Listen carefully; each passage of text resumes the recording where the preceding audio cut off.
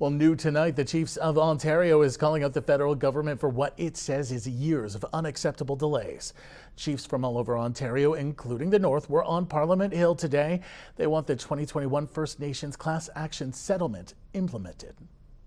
At the center of this settlement is water. According to the Chiefs of Ontario, a third of First Nations still face drinking water advisories. At this moment, 58 nations in Ontario are on long or short-term water advisories, and more are likely on the horizon.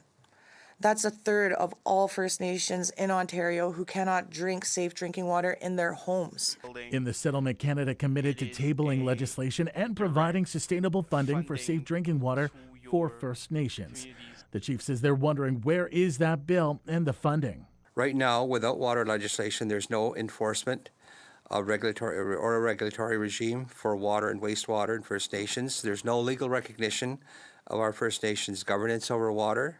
According to their figures, causes for poor drinking water include faulty infrastructure, deteriorating water sources and aquifers to water contaminated with bacteria and uranium.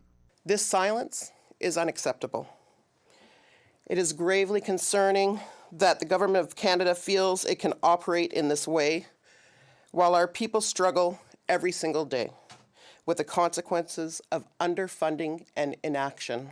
More Frappier says water infrastructure is failing because successive governments have not made the investments to maintain safe and reliable water systems in First Nation communities.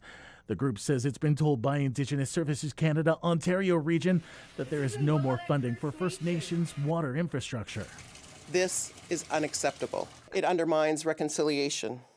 It undermines the Crown's fiduciary responsibilities, and it undermines the dignity and the rights of our people. Water is a basic human right. This government must act immediately. We cannot afford to wait any longer. Prime Minister Mark Carney has promised clean water legislation to come in the spring, but the Chiefs say this is a promise they've heard before. Their message to him: will you be the PM that moves beyond promises and gestures? And CTV News reached out to the Minister of Indigenous Services, Mandy Gulmasti, who says clean, safe drinking water in First Nations is a top priority for her and the government. In a statement, she writes, in part, our government is committed to ending the remaining 38 advisories, and we've allocated an additional $2.3 billion for that purpose in Budget 2025. I'm honored to continue advancing this important work together.